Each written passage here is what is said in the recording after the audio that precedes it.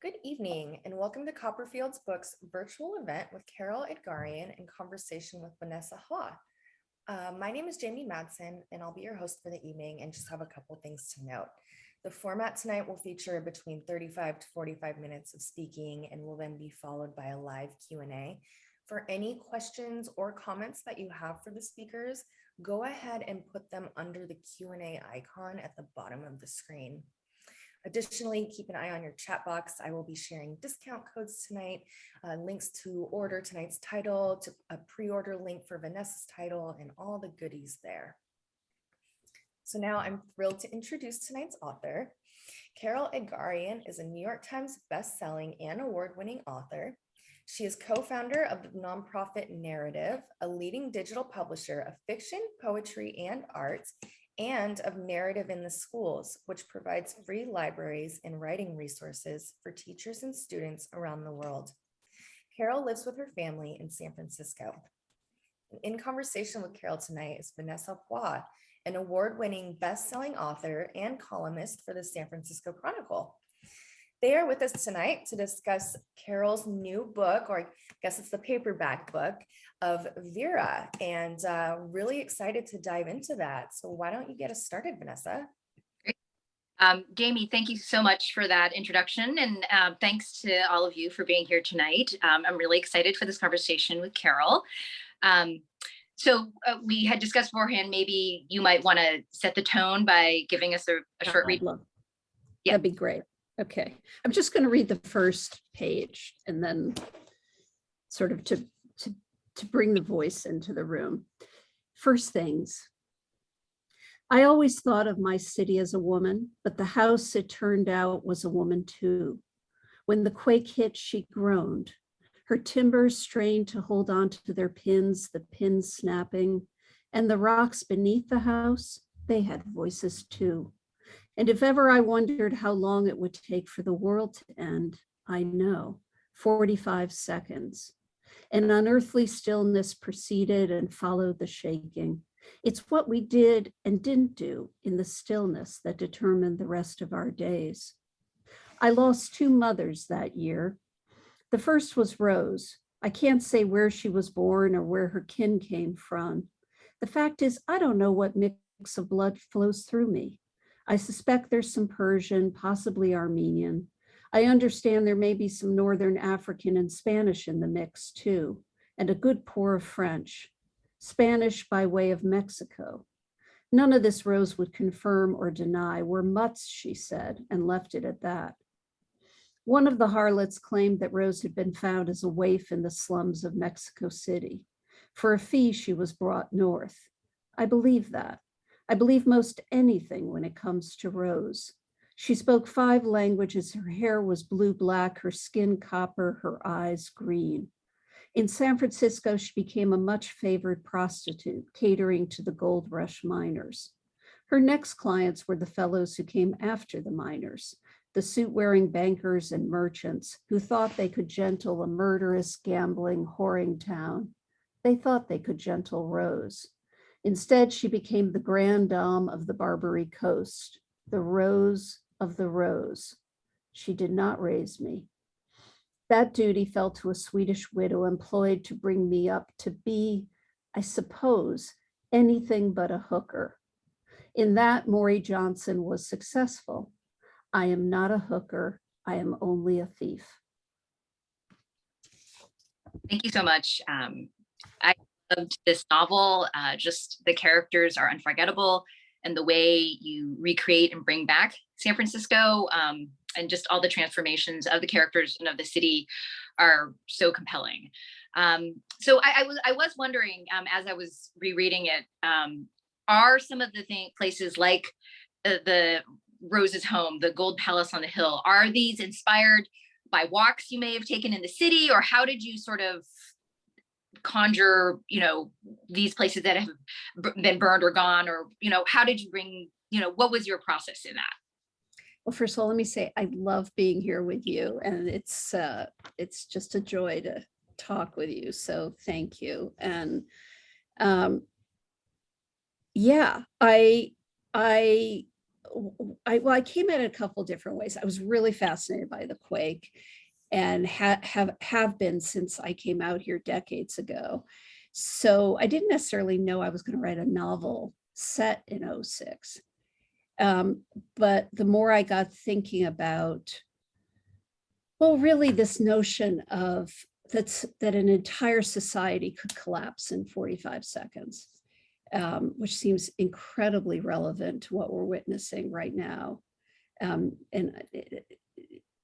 just in a week, right? But in 45 seconds, society can be gone. That fascinated me because it gave lots of room both for drama and also questions of, when society collapses, there's a window of time where all the construct of societies, who's high, who's low, gets shuffled.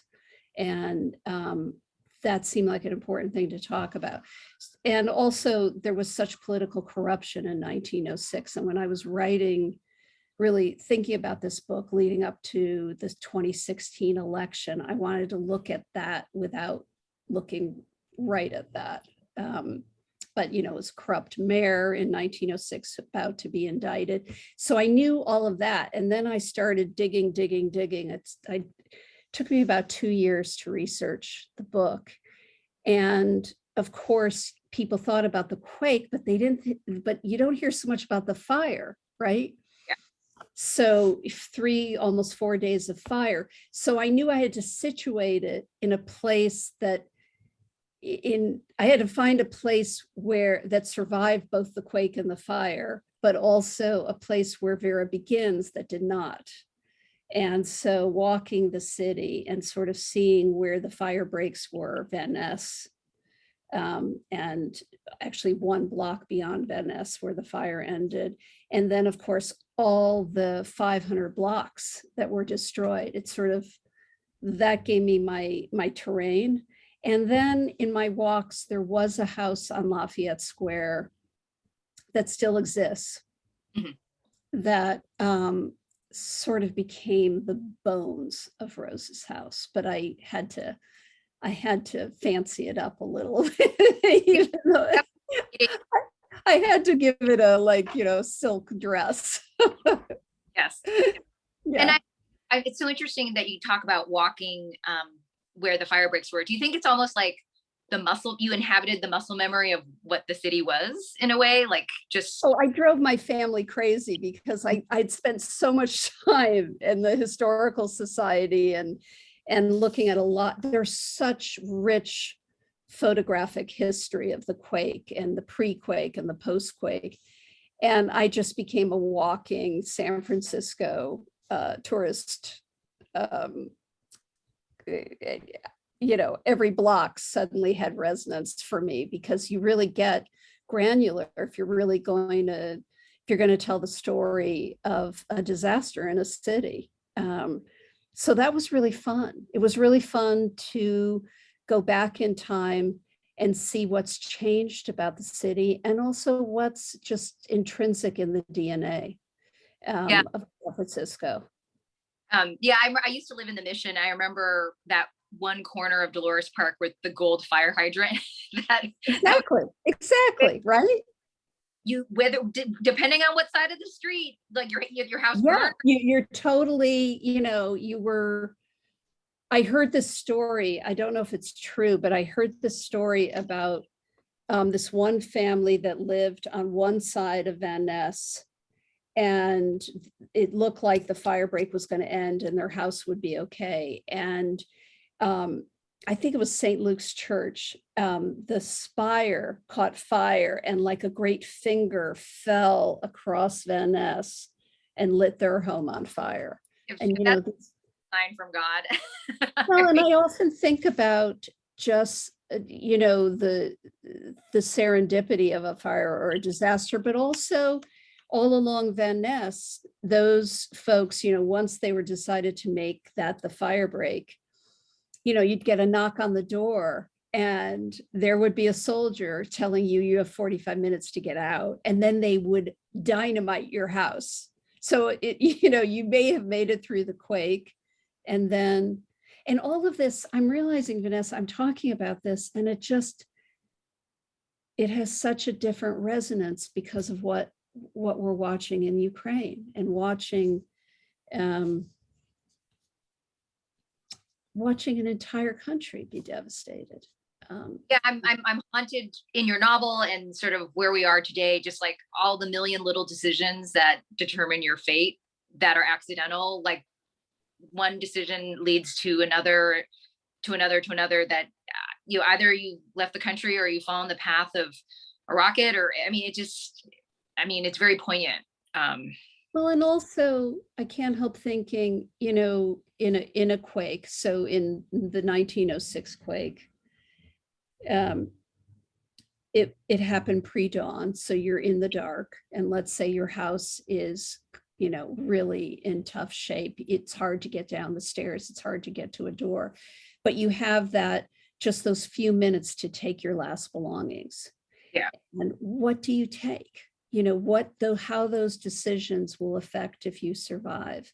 And then, of course, a lot of what I really wanted to look at in this novel was, Vera is this young girl on the cusp of womanhood, and she is living in a corrupt world, not just because the city is corrupt, but she's the daughter of a madam who does not raise her, and she's being raised by a foster mother who's got all kinds of debt and trouble, and she's a secret.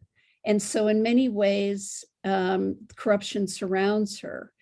But oddly, the quake gives her a chance to both break free.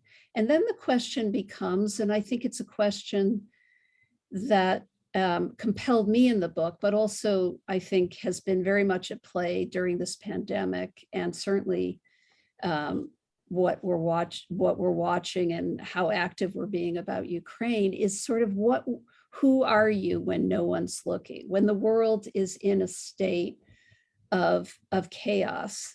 You have to define your own moral compass, and that's what she does. So all along she's trying to figure out what does she believe in, like what is right, and who can she trust. And that was fun for me to think about, this band of misfits coming together, whose society had decided whether you're a prostitute or you're a Chinese servant in 1906, or you're Vera, who is essentially virtually orphaned. Who are you, and how can you form this alliance or this trust? That was interesting to me.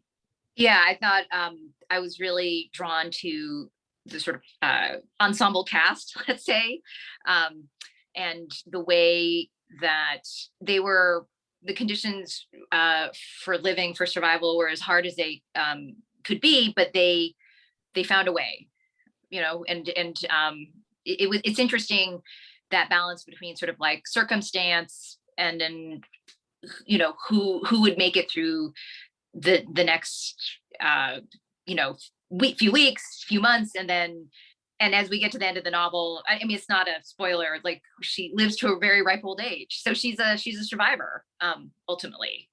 And so but going back to that idea of the ensemble cast, like how did you sort of choose Tan and Li Feng and the other sort of the whores that want to get the band back together, let's say? How did you like develop that cast of characters, and how did you decide that this was like the way their path towards survival would be together?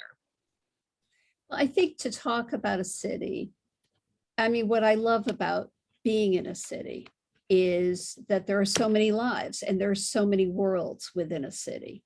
And how many worlds could I make real for the reader?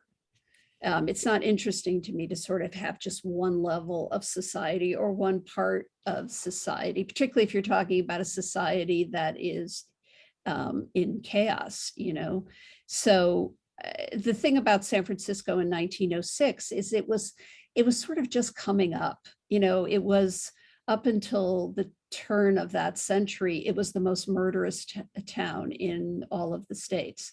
It was very rough and tumble. Long before they had a police force, they had great houses of prostitution, and it's been entrepreneurial since day one for good and ill. And I thought Tan was a character who came to me really early as both a rival to Vera, and he's a character, and I don't know if you find this in your work. Sometimes characters, you have a sense of them, you have one idea of them, and then you get them on the page and they grow and they change and they surprise you, and you follow them.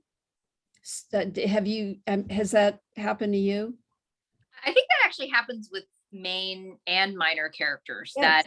That's actually the high we're chasing after as writers, when somehow our subconsciousness arrives and surprises and delights us. That's right. It came from you, you wrote it, but yet it's sort of surprised and it can be very satisfying. So it sounds like Tan was that sort of character for you. He was absolutely that kind of character. I mean, here's a man who on many levels was much more refined than his white counterparts. He knew wines, he knew how to cook, he knew how to run a very elegant house. He also knew how to have a family. He's the only dedicated father really in the book. Or dedicated parent. Dedicated parent. And so he had all these gifts, yet he was a Chinese servant in 1906. So he had to live in a basement of a grand house on a dirt floor with cast off broken furniture. And when the quake hit, as you know, the Chinese were forced to be under guard in the Presidio. So there was all this kind of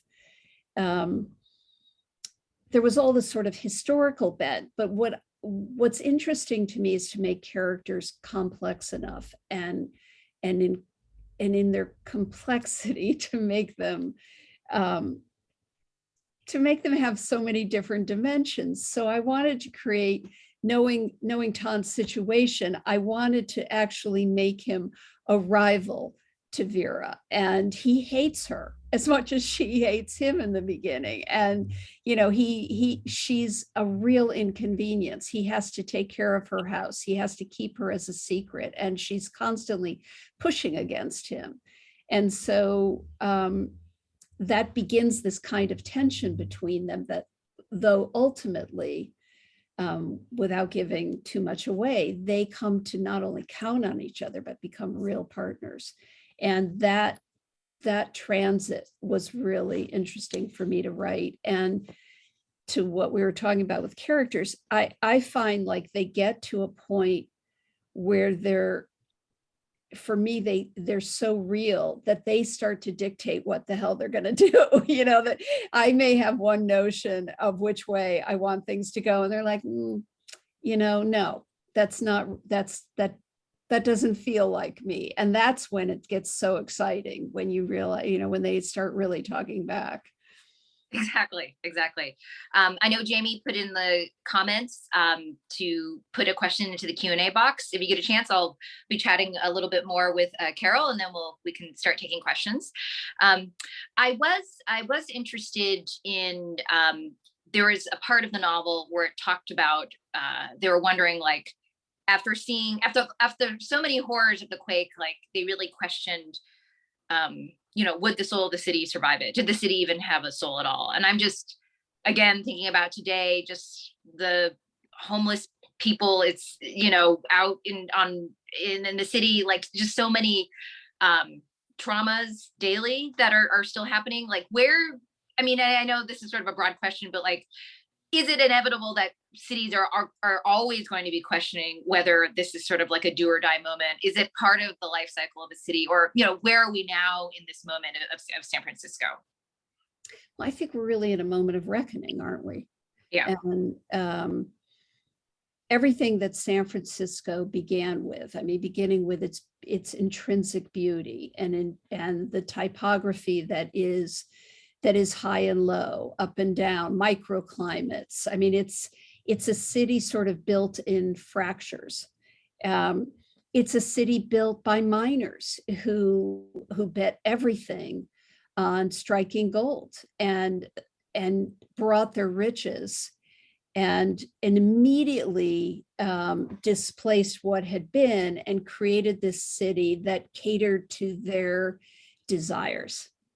And immediately everything was inflated and ridiculously expensive. I mean, you know, tents cost $10,000 at one point during the gold rush. I mean, insanity.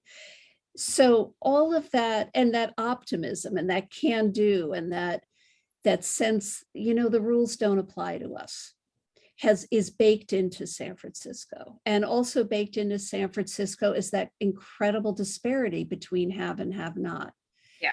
And all of that, I think, has come really to a crescendo of like, who are we, and how can a city grow when there's such disparity? And it doesn't seem to me, despite you know, I've been here long enough to see so many mayors come and go and promise and have ideas. And it sometimes just, you know, you think this is just not fixable, or what is going to be the solution to San Francisco?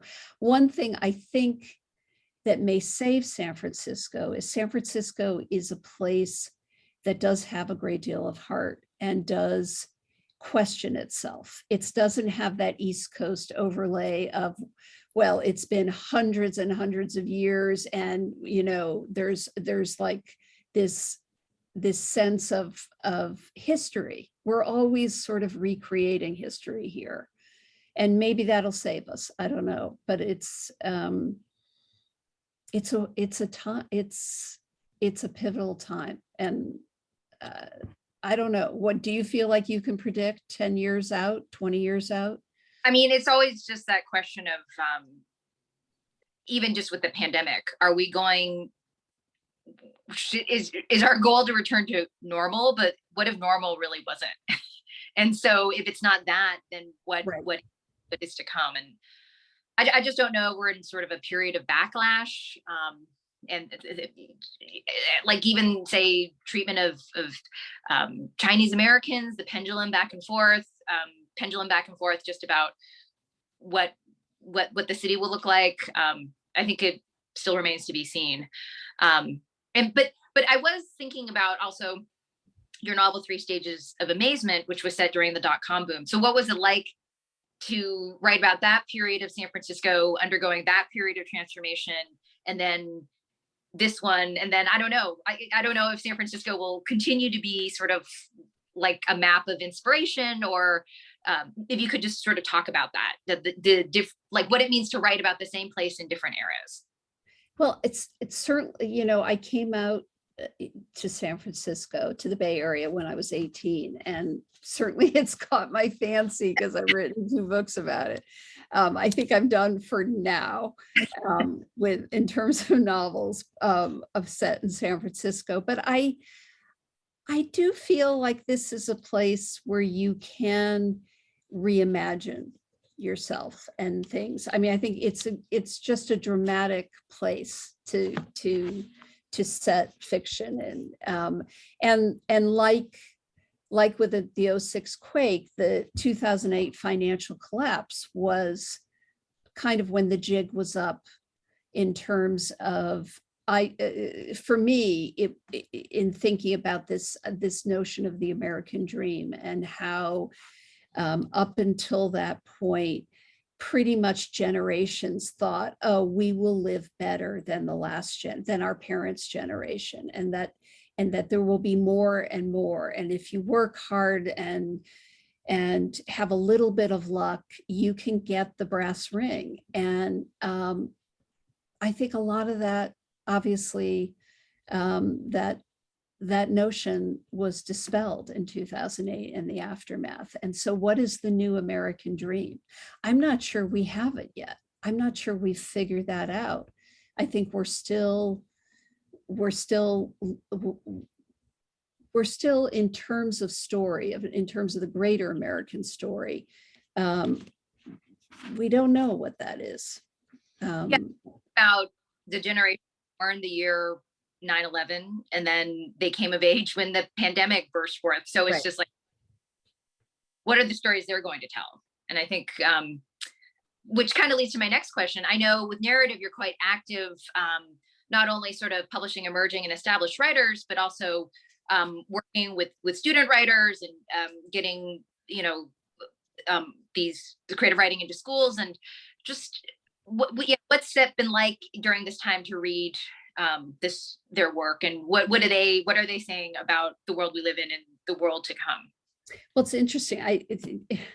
I was just reading for our high school writing contest, and these were poems that came in from students in 20 countries, and pretty much, I think, 40 of the states in the US, and not just big cities, but little towns, villages in India and Serbia and South Africa, little townships. And the prompt was blind spots, because I thought that would be an interesting prompt coming out of the pandemic. What couldn't we see? What can't we see? How, when you're a teenager, it seems like what blind spots do you have? What do the people around you have? Anyway, in the poems, as you would imagine, they were quite serious this year in terms of a feeling of heaviness in the world. And it's why story is so important, and why it's so important that, for us at Narrative, the whole library of all the writers we've published is free, is that, there's so much happening in the news that, think about how much has happened in the last few days in the world. And it's easy to get completely overwhelmed by news, but story teaches us the connections to the human heart and to each other. There's a great Native American proverb that goes, teach me the facts and I will learn. Tell me what's true and I will believe, but tell me a story and it will live in my heart forever. And that's why we make stories, right? Yeah, and read them. And a great question from Bridget. And she was asking, did you feel like you found Vera, or Vera found you? Oh, I love that question.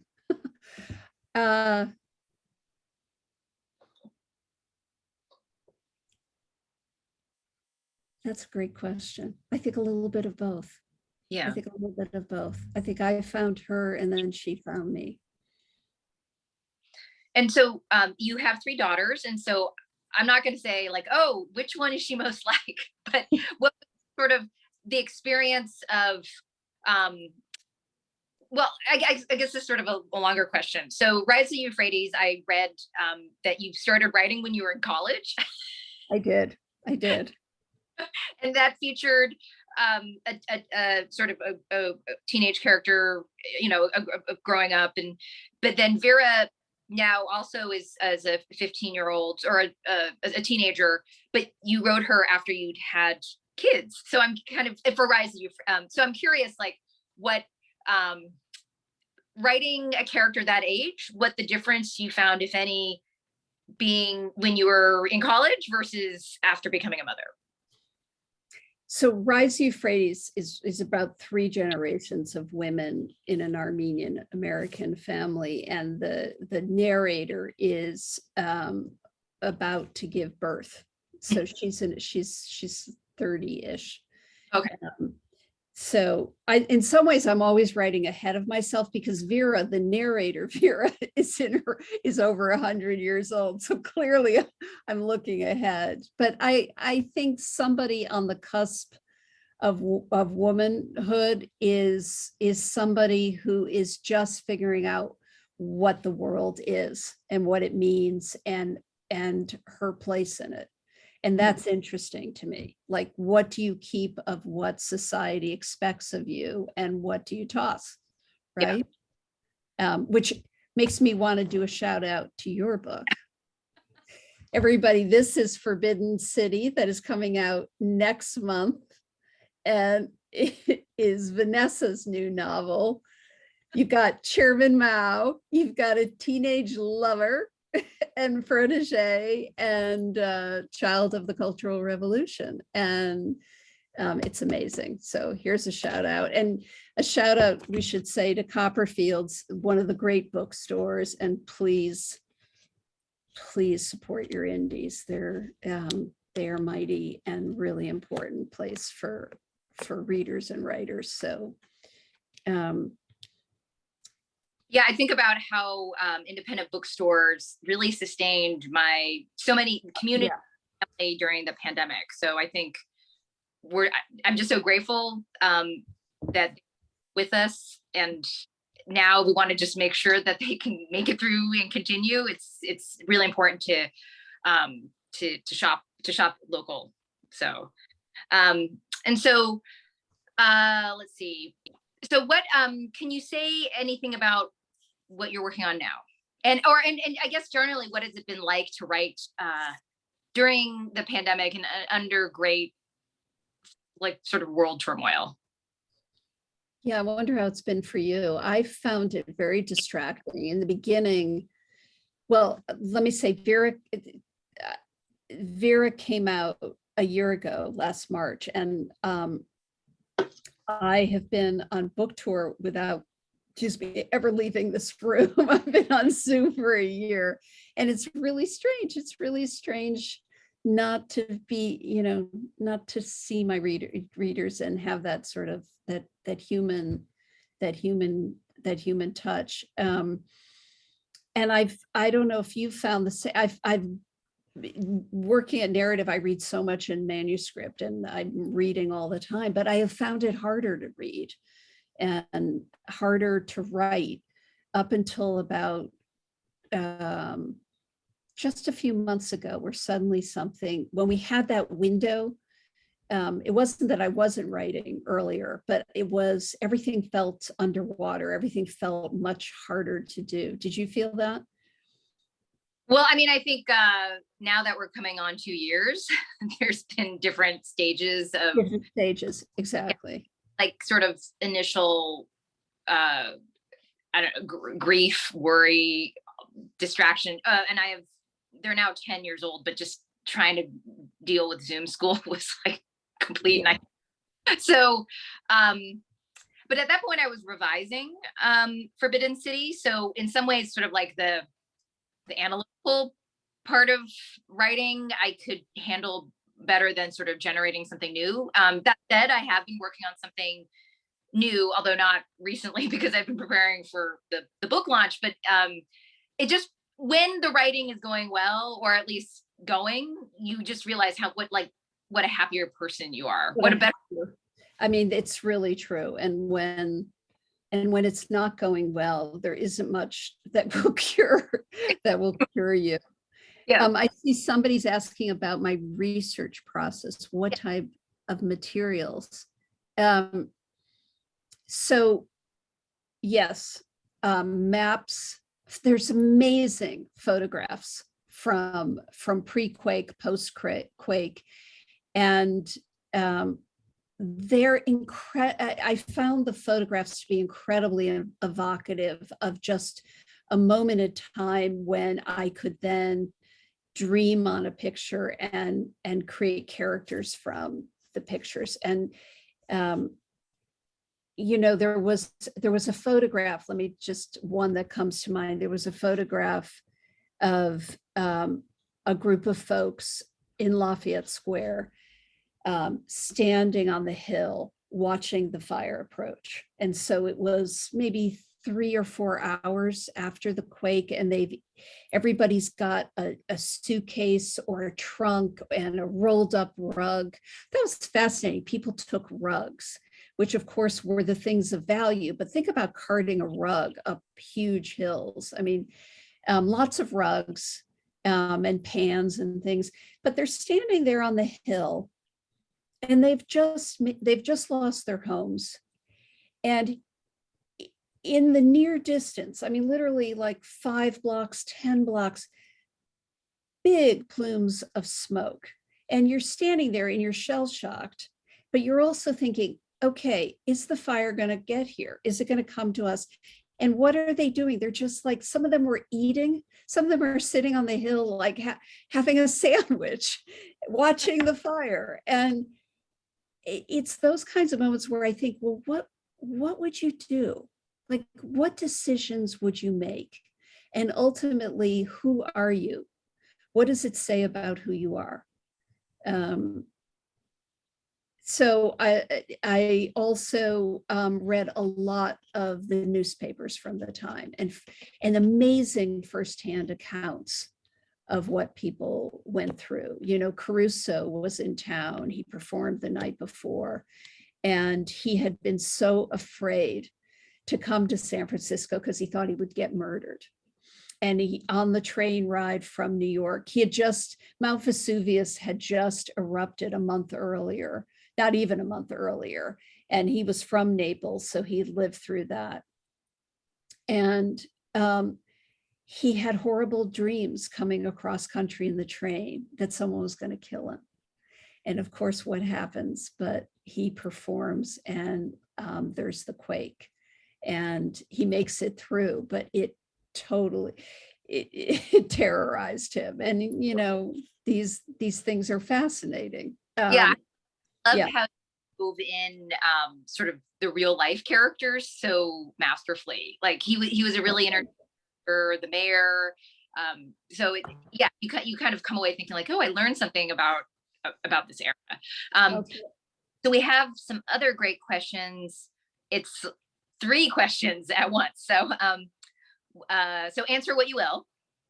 But okay, you fire away. Yeah, what is your most favorite part about being a writer, and what is your least favorite? Which Vera character was the most challenging to write, and conversely most enjoyable to write? How did it feel after you finished the Vera manuscripts, pre-edits? And I'll save the last question for once you get through those. Yeah. Okay, let's see. What is your most favorite part about being a writer? Writing. I love how hard it is. I love that. I love the Curious George aspect of going into new worlds and learning about them, and learning enough to become dangerous. I never get tired of the challenge of it. That doesn't mean I don't get weary and I don't get frustrated and despair, but ultimately it's just, you know, when I sit down to work, I mean, hours peel away and I don't know where they went. Even though I often have days when I don't have much to show for it. So it's that complexity that I really like. I really like that it's challenging. What's my least favorite? Everything I just said. I think it's both things. I wish it were easier. But it's the difficulty I love. Which Vera character was most challenging to write?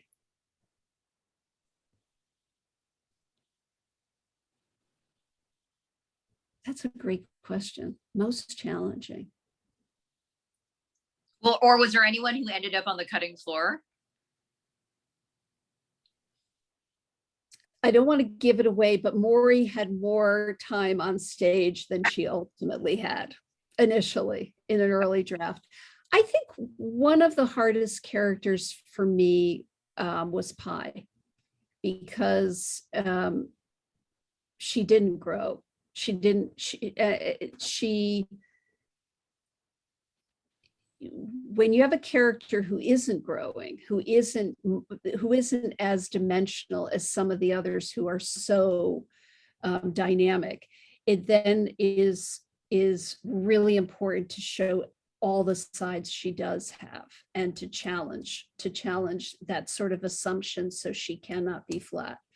And she actually, in doing that, there were some turns in the story that I hadn't anticipated. She ended up having more character. Yeah, I would say pie today. Who was the most enjoyable? Vera. Vera was really fun. Alma de Bretteville was really fun. Yeah. I go being nude at the Legion of Honor in her honor now. Yeah, she's just a pistol. You could write 10 books about her. Yeah. How did you feel after you finished Vera pre-edits? Well, the thing about finishing a novel pre-edits is you're tired and you think you've done it, and then you realize, no, it needs more work. So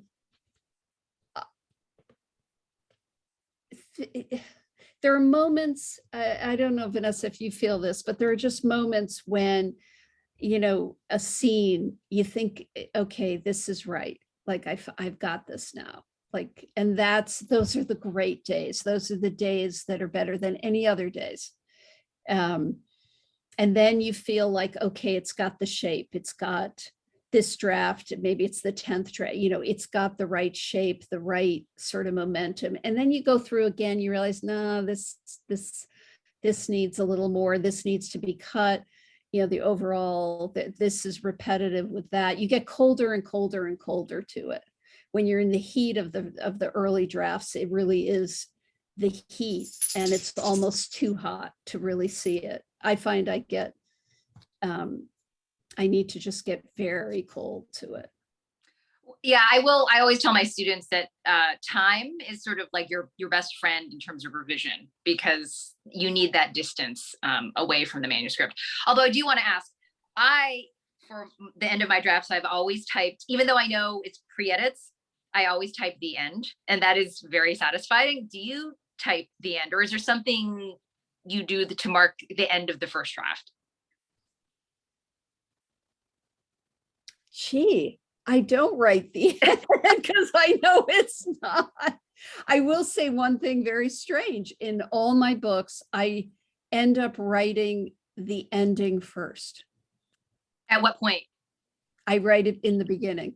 Oh, you always know the end then. I always know the end. I don't know at all how I'm going to get there, but I know the end. I know where I need to go. I have no idea how to get there, but I know I have a sense, and I drive my husband crazy because when I open a novel that I'm reading, I read the first page and I always read the last page.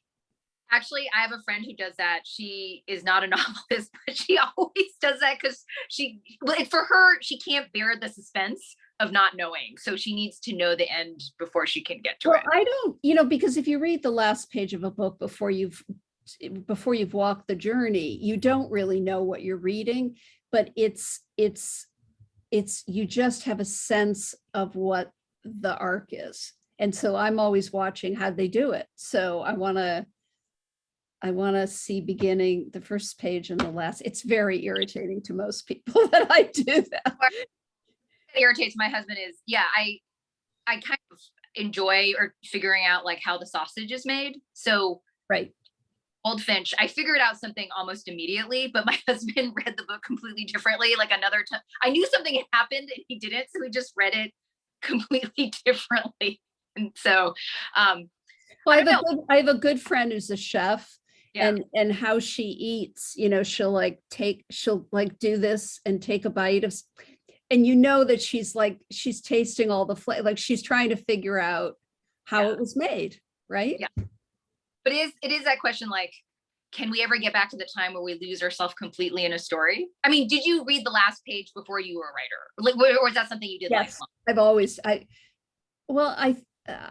I started writing when I was really young to sort of save my life in a lot of ways. And so I don't remember when I started doing that, but it feels like I've done it for a really long time. But yeah, I just read this weekend, my friend Amy Bloom has a new book that's just out, a memoir of her husband who had Alzheimer's, and his decision a year after being diagnosed that he would end his life. And it's a beautiful, very short memoir, and I got completely lost in it. I love getting lost in a book. Let's see, I guess there's one other question in the chat about like, what do you aspire to write? Or even if it's not the project that you're currently working, it could either be what you're currently working on, whatever you want to say about it, or is there even set yet some other book that sort of like you're putting a pin on it, like it's in the future, whatever you can say. You say anything. Arlene, these are such good questions. I aspire to write the next book well. You know, I feel I have this image that every book, when I start out, it's on a high shelf that I can't quite reach. And I just have to keep in the process and keep working till I can see the story and I can write the story. So every book feels like a completely new challenge. The good thing about having written books is, you know, at those critical moments when you lose heart or you're just tired, yeah, or you don't know, you've been there before. So you can recognize it. It's like, oh, okay, I remember this phase and I'll just walk through it because, you know, I've walked through it before. So I'm working actually on 2 different books right now, which I've never done before. And I don't know how either one's going to turn out, but I'm really curious about both of them. Well, so do you use one to cheat on the other, or yes, yes. It's funny you say that. It's like being married with having a mistress on the side, you know. Good. I mean, there's nothing more attractive than the thing you're not working on. So if you've got nothing more attractive than the thing you're not working on, right? Well, does anyone have any other questions or? Oh, thank you, Arlene. What yeah, a nice thing to say. Yeah. Well, I'd love to do a speed round if you'll consent to it. Oh, Jamie was coming back. I would, yes. Okay. Yes. So speed round. Lipstick shade that you're wearing, or MAC True Red. I love it. Editing or writing?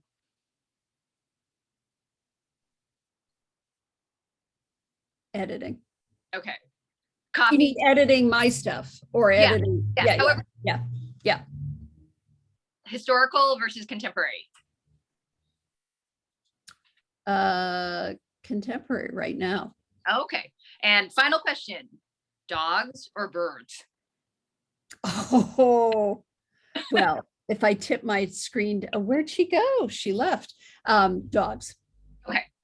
Dogs. I am obsessed with birds. I'm obsessed with both. That's a tough call. Yes, but I loved how you describe birds and dogs in Vera. So again, congratulations on Vera. Oh, thank you, Vanessa, and everyone.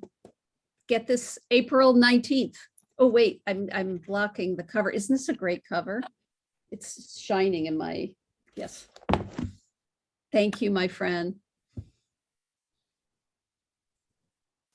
This has been such a wonderful hour. I feel like I'm with my old friends just chatting. It's really enjoyable. Lots of positive feedback. Thank you both. Thank you. To everyone asking, yes, this is being recorded. Everyone will receive an email tomorrow. It'll have all the details, link to the recording, the discount, pre-order links, and links for Vera, and everything you need.